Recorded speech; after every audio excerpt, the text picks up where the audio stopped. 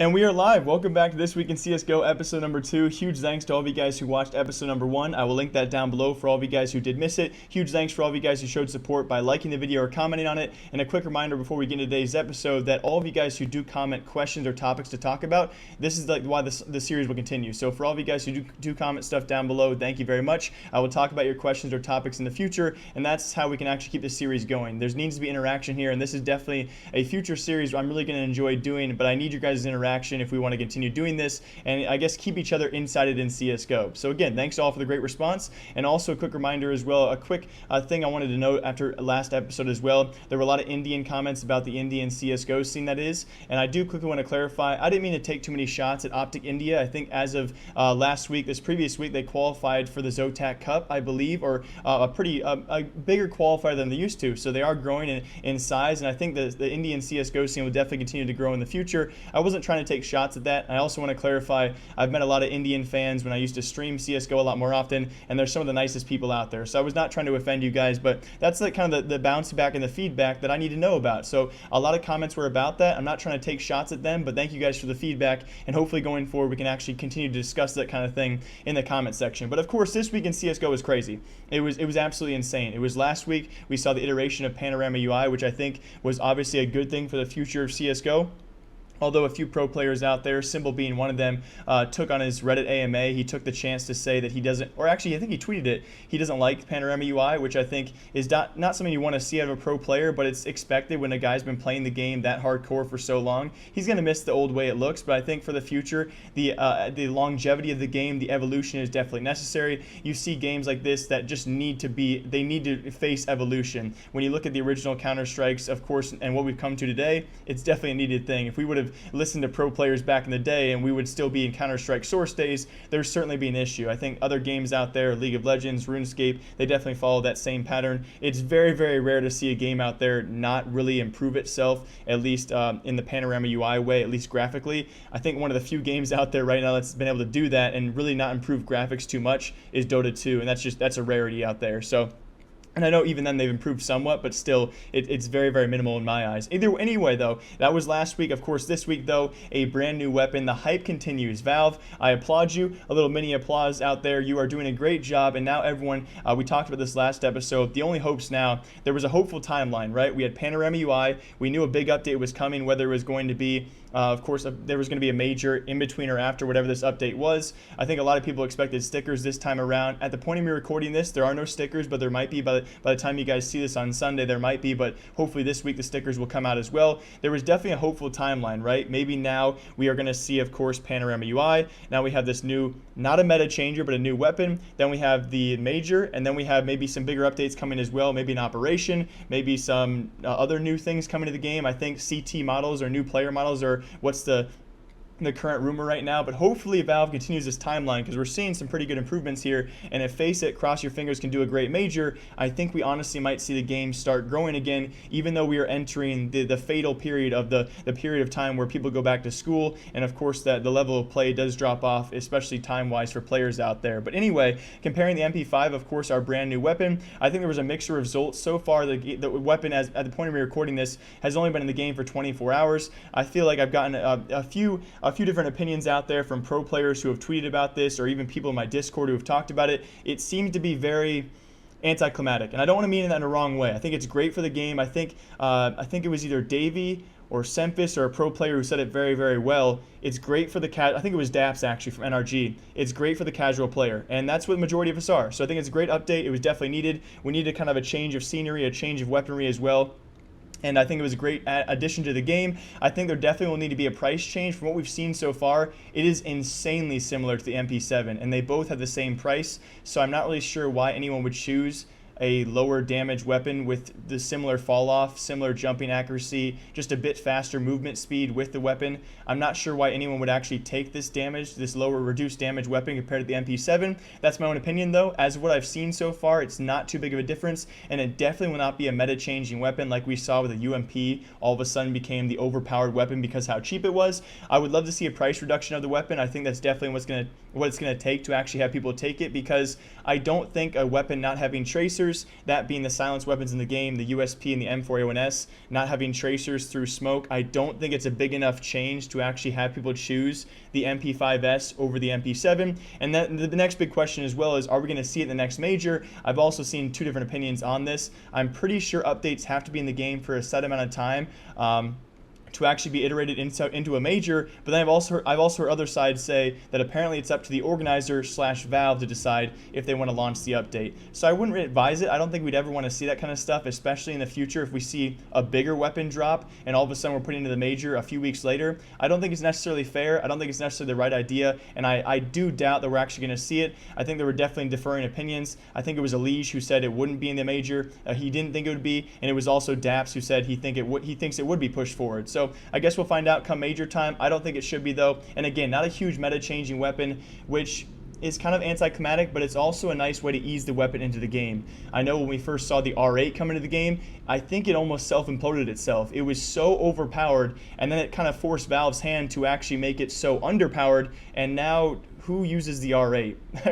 I really struggle to hear any pro players out there. I'm sure there's a few, but very, very few who actually use the R8. And it's just kind of funny to see a weapon come into the game and then just pretty much go out of the game because it was so overpowered. Valve's hand was forced by the community to now underpower it, and now it's pretty much useless. So kind of a sad sight to see. I hope the MP5S though does not face that same kind of lifespan. I don't think it will, and I really am kind of impressed by the way they kind of put it into the game, because this definitely means there will be balancing for the weapon in the future. Now, it's very similar to the MP7. I hope a price reduction comes in, maybe I don't think there's going to be a damage buff, because if you damage buff it, then you're going to have to buff the MP7 because the silencer technically reduces damage no matter what. So if you buff the MP5S, let's say to 27 or 29 damage, whatever it is, equal to the MP7, then you have to buff the MP7. The MP7 might be overpowered. Who knows what's going to happen? We never really have seen Valve make too drastic of changes when it comes to damage and whatnot. So especially not recently, but I cannot wait for that. So that was, of course, this week in CSGO. That was the biggest change. And again, hopefully Faceit stickers coming soon. I'm going to continue to actually reiterate this point as well, guys. And I really want your feedback about this. Again, at the point of me recording this, we have not seen anything in the game as of right now in terms of stickers. But I'm very worried. I'm very, very worried that we're going down the path of we might see something besides stickers. I don't know why it is. I talked about this in one of my videos. When it came to the PGL major, we thought the benchmark for releasing stickers was about 14 days or 2 weeks outside the major. That's what it was for PGL. Then came E-League, where E-League launched. And again, no one is really sure about whose decision it is. Is it E-League or Valve, who I imagine it's probably the organizer, so probably E-League, who announced, okay, 24 days outside the major, we're going to release the stickers, which makes a lot more sense for a company, right? You're trying to make as much money as possible. People will buy those capsules, although we can all argue a majority of the capsules is bought after the major during the sale, but still, more time to actually buy capsules. It makes sense, more money for E-League. So you figure this time around that Faceit, if given the opportunity, they would follow that same pattern, right? They would push out the sticker capsules, whatever it might be for their capsule. They would push it out as far as possible to give people the most time to buy it. So people kind of insinuated that it'd be 24 days out. At the point of me recording this, I think we're about, 19, I don't even know the timeline anymore, but we're not too far out anymore. We're definitely within that time range as well. So it's kind of getting to that skeptical range of why is Faceit not pushing these out is the true question. And it's only worrying me because if Faceit's trying to make the most money as possible, we figure they would push whatever they're dropping out as soon as possible. And so with the next few days, if by the next update we don't see it, which I think we really will, we're going to find out, is it going to be stickers or is it going to be our worst nightmare? Some people's nightmare, some people's hope. Will it be, instead of signatures on stickers, will it be signatures on keychains? Keychains being from Rainbow Six Siege, where you can just attach it to your gun. And I don't know why. I talked about this in a video, and I guess it's a perfect place to do this and kind of talk about it for a few more seconds here. I can definitely see Valve doing this. They've been pushing 4 new knives, a brand new case for albeit the first time in over 150 days, so they waited a good amount of time for the case, but 4 new knives out of nowhere. We had the gloves coming into the game last year, so is it about time they're going to introduce something else out there to make them more money, and that being keychains? Is it about time for a new cosmetic update? That's the ultimate question. So I kind of just wanted to put that worry in your mind, because it's definitely a possibility, and if not now, I do think it's in the future. and that's just something to be scared about. So hopefully the new biggest update after the major, maybe right before the major, hopefully it's not going to be keychains. Maybe they're going to have an operation after the major. I think that's going to be something we hopefully look forwad to, and I think Valve have a really good chance here to continue to grow the game, and that was mainly what happened this week in CSGO in terms of huge updates. Now, in smaller news out there, we did have adreN and Simple, former teammates from Liquid, of course, back in 2016, the good old Liquid primetime days.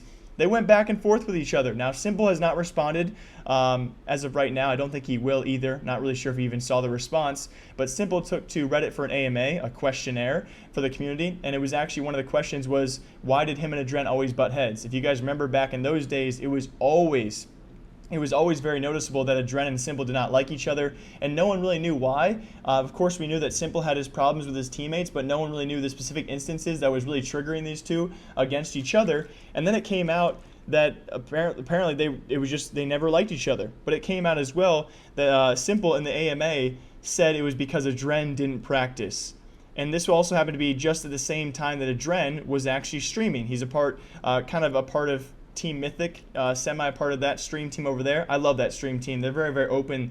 I'll try and link them down below if I remember to. If you guys, many of you probably know about Flom and Team Mythic now because they keep on pulling substitute players from all across the streaming world. It's really cool insight on how practices work. Of course, not the best North American team, but they've had their chances. So adreN was streaming, and he responds, and he responds quite vulgarly. I don't know. He responds with vulgar. And he says, that little biatch, I'll rat him out, or I'll tell you guys the truth. And he goes on in the next clip as well, very soon after, to say that apparently it was Simple who didn't show up to practice, didn't show up to the hotel rooms to talk strats, didn't watch film, didn't do anything. He was apparently a useless teammate, according to adreN, which we could argue. It's pretty obvious statistically when you look back at their runs at the one major they attended as a team. You could argue that, yes, Simple was their best player. I mean, that's not a surprise to anybody. And you could also argue that adreN made it to Mythic and Simple made it to Na'Vi, and he's won 3 Premier tournaments in the last 6 months with them. Who's winning here? But hey, adreN has a social life. I think he recently got married. I might be wrong about that. Please forgive me if I am. But he's busy, obviously. He's still playing CSGO. He's still loving it. I don't want to see all the comments like, nah, adreN's useless. adreN's just upset because Simple was the best player on that team. Obviously, Simple was the best player, but there's probably more behind the scenes. So in my own opinion, because this is a podcast / CSGO video, I can share my opinions, and you guys can share yours. In my opinion, it makes the most sense that Simple would be the kind of guy not to practice if he felt like he didn't have to. Let's be honest, he was that good back then, he's still that good now, even better now, which I'm not going to go on a rant about this, but can we try and figure out how Simple is as good as he is? Have you guys seen his HLTV statistics for the last 3 months? It's insane. His HLTV 1.0 and 2.0 rating is not even close to anybody else. It's actually mind-blowing how good he is, even with Electronic on the roster taking kills from him. I won't go on about that. But either way, it makes most sense to me that Simple was the kind of guy, and especially back then, probably wasn't even speaking that good of English. He still probably doesn't.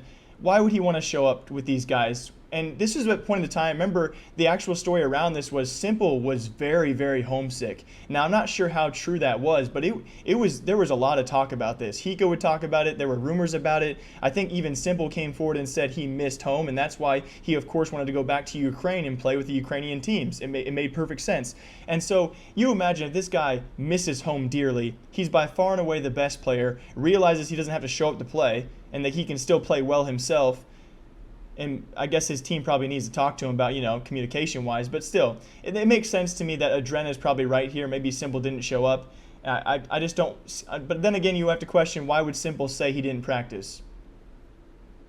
I don't know. So, and by the way, guys, anyone who's curious, I literally, throughout the week, I take time to write out all my topics. So I don't really write notes. I kind of just write scribbles about the topics I want to talk about. So that's how I do it, and I really enjoy it, actually. So thank you. Please, if you guys want to support the podcast, don't donate. Please just like the podcast, because if I see, we broke 400 likes on last episode, and I really enjoyed that. And I don't know if I want to call this a podcast or just like a series, but thank you guys. That really was re-encouraging to see 400 plus likes. So if you guys want to continue, just hit the like button. That's all you got to do. I appreciate that. But now we're going to talk about Cloud9 struggles, because they are, as of this week, if you guys did not hear the news, I'm sure you guys did, Sticko was hospitalized, but my boy got a little fever. Speaking of which, it's getting really hot in my apartment. If you guys want, I don't know if you guys want life updates. Because I told you guys episodes 1 and 2 of this series are going to be all CSGO news, because if it's going to be a podcast, I also want to add in stuff in my personal life, but I'm not sure if you guys want to hear about that stuff. But I have the oven running at 400 degrees for my pizza, so it's getting hot in here. But apparently Sticko was running a fever. He was hospitalized, and apparently they didn't know. I think as of a couple days ago, he updated that he was still in the hospital, and he was going to be there for a few days. So obviously more than a fever going down, and he will miss a majority of the Cloud9 boot camp, if not all of it. And if you guys don't understand how big boot camps are, well, pretty much if you talk to any team that's going to be at DreamHack Stockholm in 2 weeks, I think it's going to be in like 12 to 13 days. DreamHack Stockholm is our last big event before the major. Pretty much every team is boot camping up until then if they're going to be there. So boot camping is obviously for the major is a huge thing, and pretty much every team at DreamHack Stockholm who's also going to be at the major is boot camping up until Stockholm, going there, and then pretty much going to the major. So this is a pretty important time. I mean, you got to imagine who are they going to pull in? Obviously pulling a rando to scrim with, but that's a huge communication thing as well, because these guys have only played with Sticko and Golden for a few events, and when they were, it was not pretty. There were some obvious flaws. I almost wanted to say there were obvious flaws, obviously. Half the team is new. But communication-wise, that's a big time to actually have this guy in there. So for all of you guys who are worried about Cloud9, continue your worries. I just don't like seeing it. I think as of right now, I think I have one thing scribbled down. Yeah, I do. Liquid is NA last hope. And it's so true. And I do want to give credit to Liquid as well. I kind of took a little look back at their standings, back at their results. They are definitely by far and away the most consistent North American team, but that does not make them a consistent team. If you're still losing against plenty of European teams, I think you're still considered inconsistent.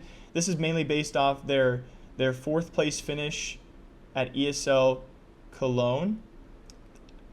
2nd place finish, ESL Cologne, to Astralis in the finals. That's their 3rd time losing in the finals to Astralis, getting swept by them. But again, Astralis is the best team in the world. That's not my worry. My worry was when we went to E-League Premier and we saw them, what was it, a top 12 finish? And so that was where I saw the inconsistencies. But again, after listening to what the players had to say, I'm very hopeful for Liquid. But if you're going to bet on a North American team to make playoffs, Liquid is your only bet.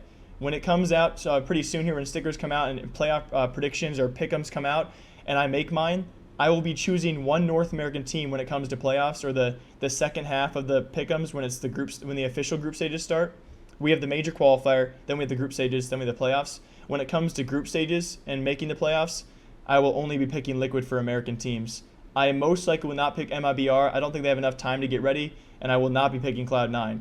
But I do want to clarify, I can totally see, and I want to see, all 3 American teams make upsets, and it can definitely happen. I mean, Cloud9 is a hype organization. They're a big organization. They still have their 3-man core. They still got some great players that have a lot of potential, and anything can happen with the teams there at the major. Anything can happen. So mark my words, it's possible for an American team besides Liquid to make the playoffs. It's very unlikely. But can we, lastly, I'm going to get off this topic as well, can we also talk about the realization of how many star players can be on one team? Because I think MiBR smashes that record. I know that I'm probably fixated on personalities when it comes to Tarek and Stewie being star players. I think Stewie's a name that's been bounced around for being overrated at LAN events as of recently, but I still think when you look at that team, you have 5-star players, and how can that team not be a top 5 team? Give them enough time. The only question is now, do they have enough time before the major to turn it around? I just don't think so. I just don't see it. But if they do, guys, and they really start clicking, we could see an MiBR immaculate comeback, 5-man, pretty much a half team new crew over there making a good run at the major. I can see it happening, but is it enough time though? I just don't see that. And also one last thing as well, one last thing on the whole major issue as well. Are we gonna see another major winning team be slapped with a curse? Slapped with the curse. Let me retrack here. I might be getting my majors wrong, but was it Gambit for PGL? And what happens? Zeus leaves. Team is in desolate condition. They're bounced around the IGL role like no other. I mean, I think everyone on Gambit's now played the IGL role. Luckily, they have a coach, but I have another team out there I have no hope in right now is Gambit. Boom, they get slapped with a curse. Then comes E-League, Cloud9, the Immaculate Run, Skadoodle, the Skadoodle we have never seen before. The Skadoodle I hope we see again before he retires, whenever that might be. The guy's been hinting at it for a long time. But God, again, when I do these videos, I never really check a stat check, so you guys are going to find that might be annoying in the future. But was it E-League where it was FaZe and Cloud9? Oh my God. I honestly, if you guys have not seen the FaZe Cloud9 major finals at E-League, you guys need to go rewatch that series. I kid you not, I was in my apartment with my college buddies, and I kid you not, I sat there with my door open, yelling throughout the entire final map. I have never in my life seen a better CSGO series than that final. Never. I literally just got chills talking about it. I still getting chills. I hope we can see another final like that. But again, Cloud9 slap with a big old curse. They fall off almost immediately, lose half their rosters, arguably one of their better players in Stewie. And again, they pretty much lost their IGL with Tarek. So the big question is this time around, whoever wins the major, are we going to see for a third major in a row a huge fall off with the team, and who's it going to be? So I do have one question for you guys before we move on to topics as well. Who do you think is going to win the major and why? And do me a favor and don't pick Astralis. And I'll make my pick right now. If we're counting out Astralis, I'm gonna say the Navi curse continues. They make playoffs but go out to Fnatic in like the quarter or semifinals. And I'll make a bit of a bold move here, guys. I'll go MiBR. I'm not gonna pick them. I'm not gonna pick them to even make playoffs, but I'll go MiBR. Shock the world. Brand new roster, a month and a half to 2 months out, and they win the major. I'll go MiBR, guys, and I'll do it because they have 5-star players, and I'll do it because they stand out and they look like they click. I think it was a couple days ago, the entire team, besides one person, I'm not sure who the one person was, they were all streaming their scrims on Twitch. These guys click, they're funny together, they got high morale, they got high salaries, and they have high incentivization to win the major. And yeah, I'll pick MiBR. And I might pick them for pick'ems, but I don't think I will. But who do you guys think is going to win the major? All right, I'm going to go put my pizza in the oven, and I'll be back to continue this week in CSGO. What do you guys think about the length so far? Do you guys think that an hour is good? Because I think some weeks it's going to be hard, but I think as long as we break like 40 minutes, I want to keep uploading these. But bouncing off that, guys. So, yeah, some other big news did drop today at the point of me recording this, and that's the new French super team. I don't want to talk too much because I think when I talk about French super teams, I get confused because there's been so many French super teams between MVSG2 and LDLC swapping players. It's almost impossible to think about which players have said, oh, they're not going to play with who, they're not going to play with so-and-so.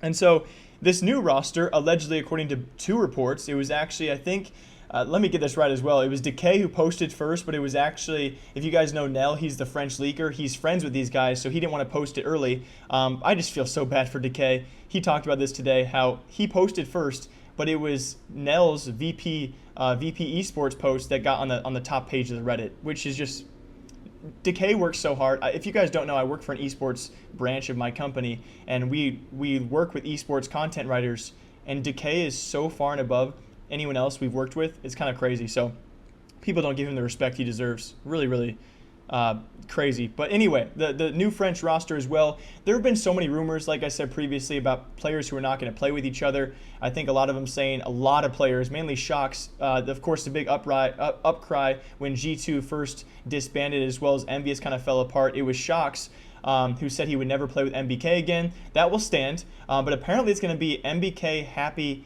Apex, MBK, Happy, Apex, RPK, and the new 5th might be kind of, who knows. So, of course, that's going to be the MPK Apex duo from G2, which makes a ton of sense, right? Because no one wants to pay your $800,000 buyouts. Is anyone surprised by this? But it makes total sense because it was Ocelot who wanted some ridiculous buyouts, and even when we actually had those two, MBK and Apex, especially MBK, because he's had this huge major streak, he takes to Twitter and says, hey, I'm available for a stand-in, guys. Anyone want to? And he never, all he said on Twitter was, I'm available for a stand-in if anyone needs me because I have a major streak. And he never mentions in the tweet that, oh, but you'll have to still pay.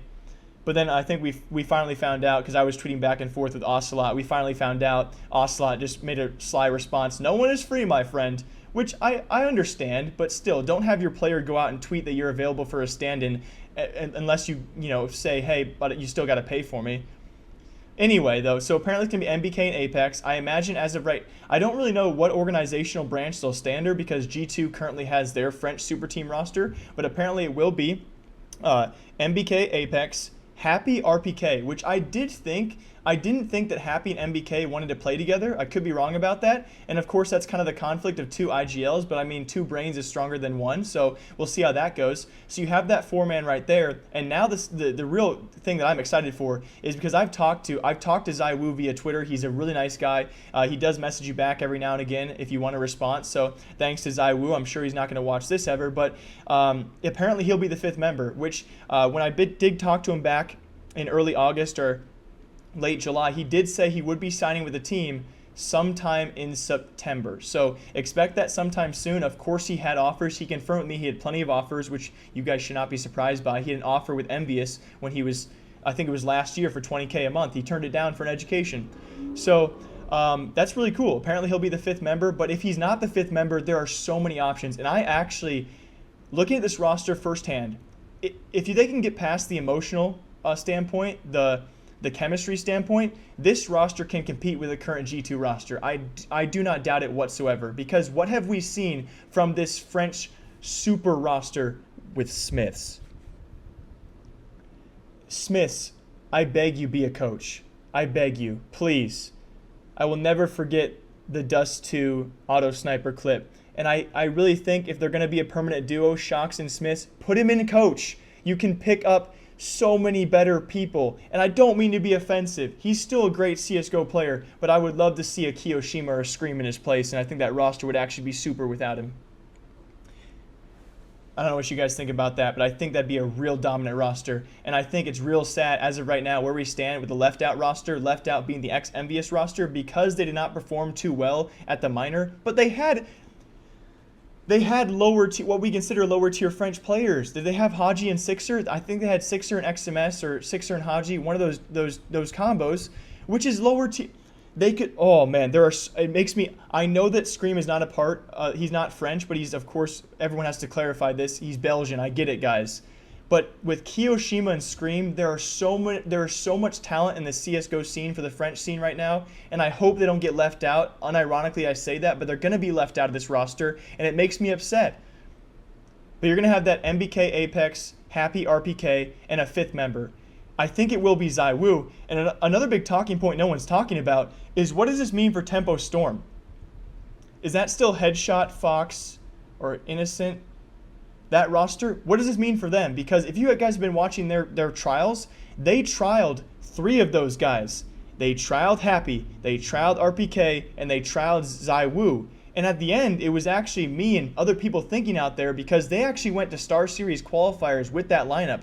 They went with Happy and RPK, I believe, and then the next week it was Happy and ZywOo both trialing, and people thought RPK was out. So if this does go through, which it does seem very likely, we're not only going to have a French super team, in my own opinion, which competes heavily with G2. I think they can, if they give enough time, and again, there will probably be swaps too. Let's be honest, there will be swaps. People will be changed I think on both rosters actually. I think G2 and this next French team are going to be changed intermittently, and I think we're going to continue to see changes, because after the major we have such a long gap. There's going to be changes for sure. But if they get ZywOo, oh my God, this is going to be a hype team, and I'm excited. And there will be plenty of other people out there who hopefully get a chance on both the G2 roster and this new one. And apparently Tempo Storm going forward displeased all 3 French players because they all backed out, allegedly, which is crazy to me. So that roster goes dead, silent for a while, because who are they going to pick up? There's a lot of talent out there, but maybe they should try non-French players, because apparently French players don't like Tempo Storm. But yeah, going forward, if that's the roster, and let's assume ZywOo's their 5th member, let's still consider though all the free French agents right now. Now, don't get me wrong. I think thanks to Gamertag, one of my longtime friends here on the channel, he points out a great thing. Can you guys name me a consistent French opper besides Kenny S? Thanks. I didn't think so. How crazy is that? I don't know why. I just got chills saying that. So maybe I'm wrong, or maybe that means I'm right. But besides Kenny S, Every team who has an opper, the opper gets ridiculed to the point where they get replaced. Sixer was the primary example. He got ridiculed so hard for being inconsistent. Although he had his peaks, he was inconsistent. But if we can find a stable French opper, they got so many IGLs over there, it's driving me crazy. And I'm not sure if they're even qualified to be IGLs anymore. Because what have they done? But still, anyway, bouncing off that, ending this topic as well, there's so much French talent out there. Whether these G2 rosters and this new French roster are solidified, think about the options they have. XMS is the first one that comes to mind because he's just always a consistent stand-in. Devo Duvec is an underrated player who also spent his latter months with the Misfits bench. So I think Devo Duvec's a good option. And then you have Scream, then you have Sixer, and then you have, most importantly, Kiyoshima. So many options. There could literally be 5 French rosters right now. I'm excited. This is going to be cool. After the major, especially with new updates coming sometime soon, who knows if they're going to drop a new weapon again. I doubt it, but still, with new updates coming soon, we could see some big French changes, and there's a lot of options out there. So also as well, we had some clips surface about, we've talked about this in the past, guys, what these females go through in the scene. And let me say this, first of all, there are 2 sides to every coin, and I understand that, I don't want to hear comments about, oh, girls aren't as good as guys at CSGO. Why are you talking about this? Every time I post a news thing about girls, it's just like trolls in the comments. I don't care. It's just like any other sport. Let's be honest. In most sports out there, women can't compete with men. There's no need to tell me it. I get it. But let's still... You guys realize that there's a pretty large demographic out there that we're shutting out when we shun women like this. Anyway, Michaela Lintrup, formerly of Female Dynasty, one of the better female teams in the world. And I think she left that team in a bit of controversy, which we won't talk about because I'm not really sure how that left off. But she surfaced a clip on her stream, and she's been tweeting out a lot of stuff lately about her job being a streamer right now. She's not employed by any female CSGO teams. But she's been tweeting out about how sad it is to be a female player out there right now in the streaming world. And the clip that surfaced was just an iconic example of right when she joined the server or the communications, just instant, oh my God, Michaela, marry me, kiss me. Oh, you're so hot. Will you marry me? It was eye-opening. It wasn't that dramatic. Okay, I think I saw a comment saying, Jake, stop trying to be a white knight. There's probably, I mean, let's be honest, that was the nice part about it, right? Guys giving you compliments. We've seen the clips and we've seen the reactions. When Dignitas Female announced their roster on YouTube, look that video up, guys. More dislikes than likes. A female CSGO team introduced their team on their YouTube channel, and we went ahead and disliked it more than we liked it. And this never gets talked about because when it does, I get pooped on by everyone in the comment section. It's just sad. Like we could boost viewership so much if we promoted that kind of a scene, and it needs help, and it's not getting any better. If you're okay, this is kind of weird to say because I can put yourself in a young woman's body, and you're trying to figure out what you want to do in the future. What % of women out there would ever say, I want to be a professional CSGO player if they come into the scene and they see this kind of stuff? None of them. Yes, you have your girls out there who probably nowadays they look up to the wrong role models and they say, I want to be a streamer and show off my body for donations. There's probably more people who want to do that by far than want to be female or a professional gaming girl because they see the backlash. So, I don't know, it was sad to see. I just wanted to mention that. I don't know what you guys think about that. It was just, yeah. Hopefully we can get better with that in the future. I'm very, very curious to see where this female CSGO scene goes because after talking to people like Giuliano and just seeing the results so far, it seems that throughout this year there was a lot less female events. And I could be wrong. There could be plenty of female CSGO events, but they're not publicized at all. I can't even find CSGO news to cover on females anymore. It's incredibly difficult to do. Every once in a while you see it, like when Miss Harvey left CLG Red or when Potter went to, I think, Dynasty Female or wherever she went. Only the biggest trades are seen now. It's kind of sad. So I don't know what the future of the female scene is, but it's not looking too bright, and it's just disappointing. So I think it's time to talk about this now. Now that we already moved on from the major, let's bounce back to the major rule because I think it's now enough time out. We can actually talk about the controversy in the Faceit ruling. And I know I'm way behind on this, but it's a good talking point nonetheless, because I think going forward for our next major, we're going to find out what's the precedent, what's going to be good enough for announcing the rules on time. In case you guys are out of the loop and don't know what's going on, Faceit changed their rule book. For the first time ever in CSGO history, we had a rule that said we have major teams who can now use minor team players who got knocked out of the minor. So if you have a team who went to the minor qualifier and on, I think is the rule that is now in place. If you had a team who went to the minor qualifier and onwards, they got knocked out, any of those players are now free game to be picked up by other teams. I think it's been confirmed. You guys can correct me if I'm wrong. We only had a few teams actually make roster changes. Only 2 of those acquired players who were also in the minor. The first of which will be North. I think they got that Nico Mertz swap with Heroic, so they acquired Heroic Nico, one of their better members, just in time for the major. Pretty suspicious, if I do say so myself. Heroic was in the minor qualifier. They had a great chance to go through. Unfortunately, they flopped. They did so bad. I'm not trying to be mean. I love Heroic, though. I've always considered them to be a rising Danish team, but they've never actually made their mark. They were a rising team throughout early 2018, late 2017, kind of fell off, and again flopped to the minor. I hope to see them back, stay with this core team, maybe make a few changes. They just added Nasu as their head coach, which I guess is a talking point for later. I hope to see this Heroic team with Freiburg as their leader in the next minor and actually make it through. I think they can. I think they choked. They felt the pressure. This Heroic team is a good team, and when they had Yugi, they were better, but still, that's the life of a build team, right? If you're an organization, you got a great up-and-coming player he's going to get offered a lot of money for, you're going to sell him, whatever. But anyway, so North was one of your teams. They acquire a player who was played for Heroic in the minor, and then it was Virtus Pro who acquired Snatchy from AGO, and that was it. So it comes down to, let's keep it in focus here, guys. I am not accusing Faceit of changing the rules or being paid off to do so. I just think it's very suspicious the way they did it. They didn't publicize it when they first changed it. They publicized it so late in the game. And again, no one really knows as of right now because it's really hard to find the official rule books when it was changed. They said it was changed back in late June, but they announced the change in late July, early August. But it was down. If I give you, let's say for instance, a dream fantasy world out there. Let's say that Faceit was paid off by one of those 2 organizations to change this rule so they could acquire a minor player to their team and make their lineup way better for the major. Which one is more likely, guys? North or Virtus Pro? Owned by the legendary ES Force. Which one's more likely? I mean, let's be honest.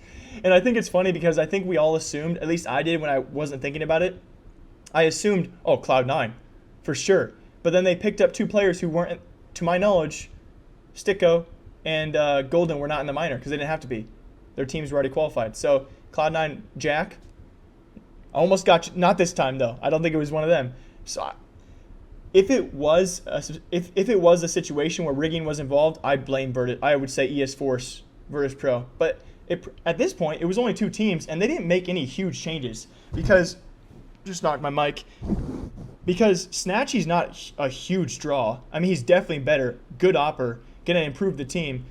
But I think North got the better end of it. They got Nico from Heroic, their best player. So, I don't know. We'll see what happens in the future with that. But it was definitely suspicious, and hopefully more comes out in the future. And I'm really curious to see for future majors what their rule is. Will they continue this rule of minor qualifying and above teams can now, all their players are free agents for players are already, for teams in the major? Because I like the rule. As long as it never gets abused, I like the rule. And I think Richard Lewis and Thorne had a really good standpoint. The majority standpoint of this could be abused in the future. But my standpoint is, I think the team to first abuse this, let's say in the future, some huge team out there, let's say for some odd reason, 3 years down the line, Na'Vi does not make it. They somehow flop out of the minor. And a player like Simple, again, crazy example, but there could be up-and-coming players who are just as good as Simple, like a Zai Wu who plays for a team who can't qualify. Let's say a big team picks up a Simple or they pick up a Zai Wu and they pay them a large amount of money just to play for the major and then drop them afterwards. Let's say that's actually a possibility. Then Then in my opinion, the entire community would hate them for doing that, and I can't see it being a possibility. But I guess you never really know what organizations are willing to do to make money. So I could be wrong, but I don't think it's going to ever be an issue. And if it is, it won't be for a long time. But again, could be totally wrong. So one last thing I want to talk about for the major before we talk on some ending points here, some more interesting points as well.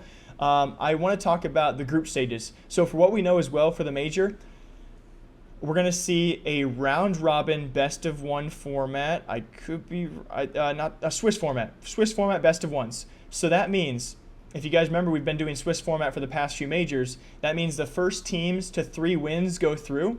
The first teams to 3 losses are eliminated.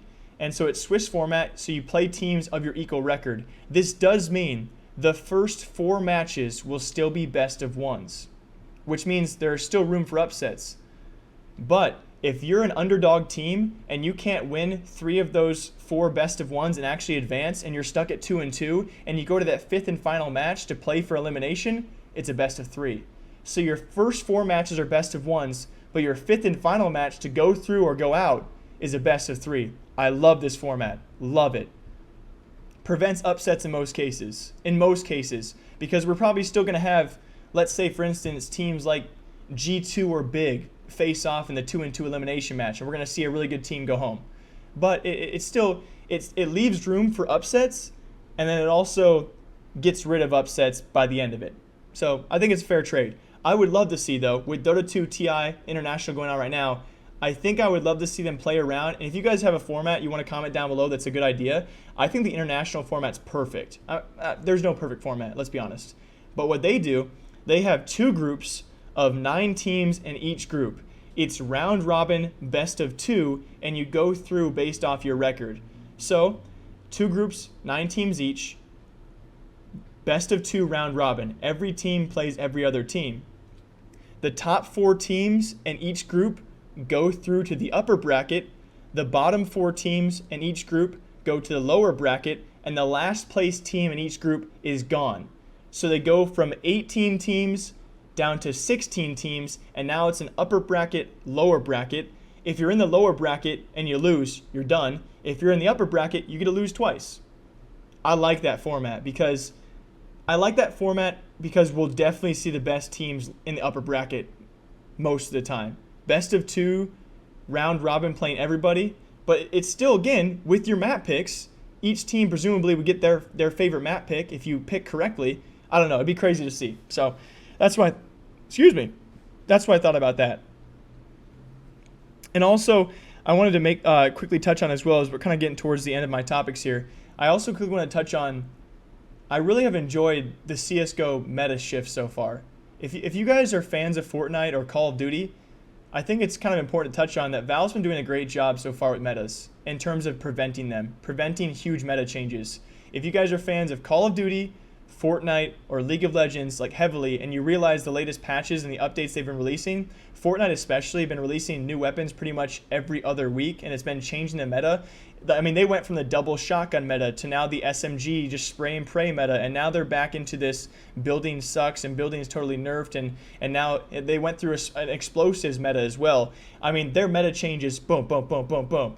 And then you go to Call of Duty where they have one dominant weapon. It's just kind of stagnant. It's this one weapon over and over and over. Usually it's usually 2 rifles that dominate the entire game. At least from what I've seen, you'll see pro players use the same weapons, which is kind of similar to CSGO. Don't get me wrong. You know, you're going to use your same rifles, right? You're going to use your AKs, your M4s, and your ops primarily. But when it comes to pistol rounds, it's just a free-for-all. And then when it comes to League of Legends, if you guys follow that recently as well, they've been making ADC buffs, ADC nerfs, and then just tank buffs and support buffs, and just changing like 16 champs at once every other week. So I just really want to thank Valve. They've been doing a great job. I know every weapon has seen its time, right, for a short period of time, but as of late, we haven't seen that at all. I know back in like a couple of years ago, or around that time, we saw Tech 9 come out, just the Rec 9, and we had what is it?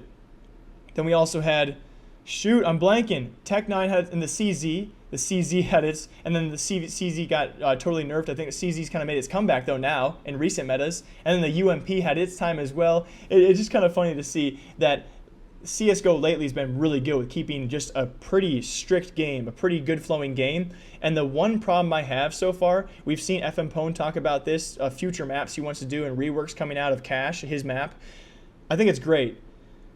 But I don't know what your guys' opinions about this from a viewer standpoint are, but we've seen the same map pool ever since CSGO's competitive existence. and it's I'm kind of coming to the point where, like, our most recent change has been a rework of Dust 2, and it took over Cobblestone, which we probably expect viewership's now going to dip heavily. It's like, are we ever going to see big changes? I mean, we've seen like Santorini have good reviews, and the new at Canal came out and it was hyped up for like a week, and then everyone's like, I don't play Canal anymore. Are we ever going to see a big change like that? You know, force these teams to adapt. And again, when it comes to my own opinion, Santorini and Zoo and Canal, in my own and FM Pone's new one, Sub-Zero. In my own opinion, I didn't like them from a viewership standpoint, but can we somehow find a new map? And sorry if my desk is shaking the entire time. You guys probably hate me. God, I don't even know how long that's been going on. I look down, I'm going like this. I'm sorry. My webcam's on a laptop right now, if that makes any sense. But when is Valve going to take the big step up and force these teams to adapt and make us, again, I want to find a good map to do it on, but we've seen that. I think we've almost come to the point where we've seen the same competitive map pool for long enough, and we can't just keep interchanging one map for another. But that's my own opinion. I think my pizza's done. I'll be back for some closing topics. All right, let's finish it out here with a few last topics. Got a couple last ones. They're not going to last. I don't think we're going to make the hour long today, unfortunately, but hopefully in the future we're going to have more topics. It's crazy how hard it is to actually talk for an hour out here. But one last thing I want to talk about, two last things actually. NRG, the first of which, if you guys saw last podcast, I was very upset because I'm a North American fan, and to see NRG flop at the minor was just a really sad thought. If you guys know, Rogue and Complexity went through. NRG kind of, I think it's fair to say they choked. Definitely the favorite team going into the North American minor, probably by far and away the favorite to go through. Unfortunately, they don't. We still get two good teams, two solid teams with some veterans on the rosters to go through, which I was happy for. I like seeing Hiko back. I like seeing Complexity back with Stan and Shazam. But yeah, I mean, unfortunate news. Actually, we had Daps talk about it as well. He came out in a podcast and was talking about how NRG choked. It made sense, though. It was actually really cool to kind of get that kind of back knowledge. So if you guys didn't see what he was actually saying or hear about this, he talked about NRG and how much they were traveling before the event. And again, this actually makes so much more sense, how they were going from land to land week and week before the actual minor went. And so you kind of fall into this false tense of going to lands is good practice, but then you kind of got to realize other teams who are at the minor, they got stuff to fight for, right? NRG has the ability to go to land after land and do quite well and make decent prize pool money in doing so. And so, of course, as an organization, as a team, you're going to go to these LAN events. But as you're out doing that, you're playing different competition who probably won't be at the minor or, so on. You're not going to come into touch with anytime soon. You're playing against European teams who won't be at the North American minor. He kind of came out and said that other teams are busy studying film, studying your games. They have a lot more games to actually study.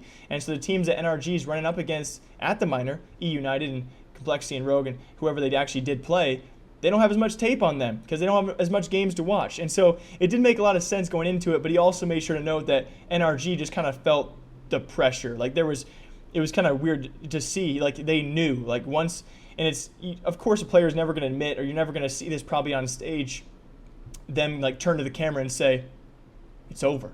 But like he admitted that there was a point in the game where he knew it was over, and it's kind of just a weird thing to see from an outside perspective. It'd be weird to go back and watch those games as they had face cams and like, no, oh God, you can see it in their eyes like they've lost. But it was kind of cool to see that, he kind of just admitted that was where the pressure got to him, It was an all-in moment. They knew it was this or that, and it was kind of the team couldn't react to the pressure on time, because then you go and you see a completely different team. The week after, within 2 weeks after, they win IEM Shanghai over some great teams. They pretty much stomped Tai Lu. So and beat teams. I think it was like Gambit as well. So it was cool to see the comeback of that team. And again, that will for a while here until we have the next minor. If they don't make the next major, I'm going to be so upset. That was definitely a big upset for me. I would have loved to see, of course, the best American talent go through, but they've had their string of losses too to some random European teams. But that was an explanation on that. And also I don't know why I did this last, because this is definitely like the biggest story out there that no one really kind of touched on. I made 2 videos about this and they didn't get too well of views, but the whole Big situation, guys.